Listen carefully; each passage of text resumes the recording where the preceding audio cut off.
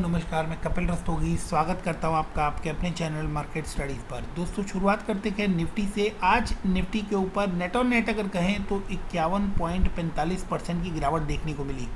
Point wise ये गिरावट इतनी बड़ी देखने में नहीं लग रही है, लेकिन 9:15 पर जब मार्केट शुरू हुई थी उसके बाद आपको 0.5% की गिरावट देखने को मिली।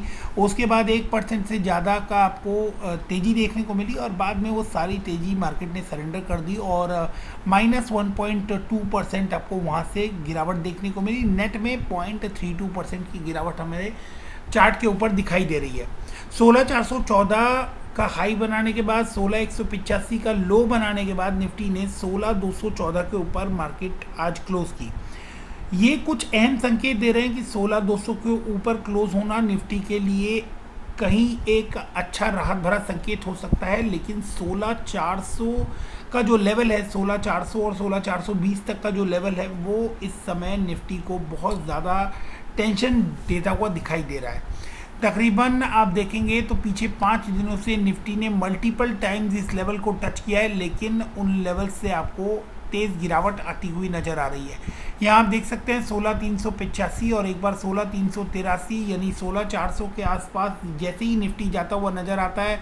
यहाँ पर भी आप देख सकते हैं 5 दिनों के अंदर 16,380। तो जैसे 15,750 का लेवल निफ्टी ने होल्ड किया हुआ है बॉटम सपोर्ट के लिए, वैसे ही 16,400 का जो लेवल है वो अब बनता हुआ दिखाई दे रहा है रेजिस्टेंस के लिए। यानी जो अपर रेंज हुई वो हुई 16,400 के आसपास और जो लोअर रेंज हुई वो हुई 15,750। तो जब तक इसके ऊपर नहीं निकलती मार्केट, तब तक आपको मार्केट में कोई एक्स्ट्रा तेज़ी देखने को नहीं मिलने वाली है।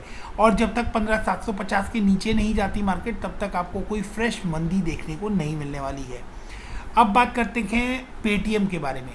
पेटीएम एक ऐसा बेहतरीन स्टॉक जो कि आप लोगों को बहुत सारी उम्मीदें लेकर आया था कि ये इंडिया के सबसे बड़े आईपीओज में से एक निकल कर आया था और आज पहली बार इसके ऊपर हम लोग बात कर रहे हैं। तो पेटीएम में अगर आप देखेंगे तो लगातार जब आईपीओ आया उसके बाद से लगातार आपको इसके अंदर गिरावट देखने को मिल रही है। इसने जो बीच बीच में आप हल्की रिकवरी देख रहे हैं उसके अंदर भी अगर हम बात करें तो यहाँ आपको बॉलिंजर बैंड जो लगाया मैंने उसके अंदर जो आप मिडिल बैंड देख रहे हैं जो कि सिंपल मूविंग एवरेज को इंडिकेट करता है। आप देखेंगे कि लोअर बैंड से लेकर मिडिल बैंड के अंदर ही आपको पेटीएम का स्टॉक जो है वो ट्रेड करता हुआ नज़र आ रहा है, जो कि क्लियर इंडिकेशन है कि इस स्टॉक में अभी आपको कमजोरी देखने को मिल रही है।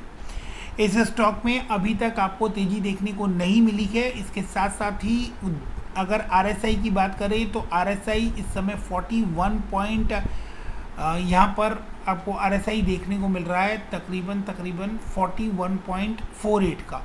तो 41.48 का आरएसआई इंडिकेट करता है कि इस समय आपको चार्ट पर हल्की कमजोरी देखने के लिए मिल रही है।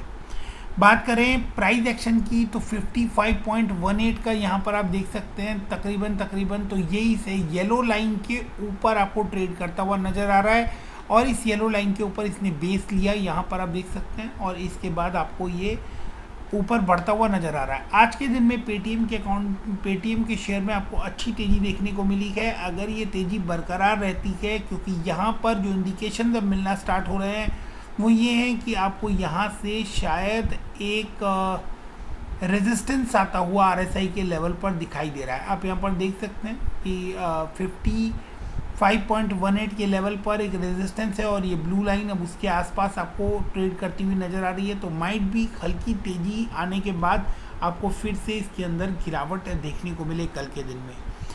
लेकिन यहाँ पर कुछ इम्पॉर्टेंट चीज़ें ये हैं कि अगर ये बॉलिंजर बैंड हम ध्यान से देखें तो इस बॉलिंजर बैंड में जब आप देखेंगे कि इसने अपर बैंड को टच किया है, तो अगर ये अपर बैंड को टच कर आगे बढ़ता हुआ आपको स्टॉक नज़र आता है तो फिर आपको इसके अंदर तेज़ी देखने को मिल सकती है। एक रेंज यहाँ बनती हुई नज़र आ रही है जो कि 703 से 513 के बीच में आपको काम करता हुआ ये स्टॉक नज़र आ रहा है। यहाँ पर आपको सपोर्ट दिखाई दे रहा है 2 टाइम्स एंड वहीं आपको ये रेजिस्टेंस भी लेता हुआ दिखाई दे रहा है 700 के लेवल पर। तो पॉइंट ये है कि अगर 700 के ऊपर ये स्टॉक आपको ट्रेड करना स्टार्ट करता है और वहाँ क्लोजिंग देता है, सस्टेन करता है, तो आपको इसके अंदर वापस से तेज़ी लौटने के संकेत दिखाई देते हैं। अगर 700 से ऊपर ये स्टॉक जाता है तो फिर आप इसके अंदर बाइंग कर कर चल सकते हैं, लेकिन 700 को ही आप स्टॉप लॉस की तरह भी लगा कर रखें। लेकिन अगर ये स्टॉक आपको 513 के लेवल से नीचे जाता हुआ दिखाई देता है तो फिर आपको इसके अंदर फ्रेश कमजोरी देखने को मिल सकती है।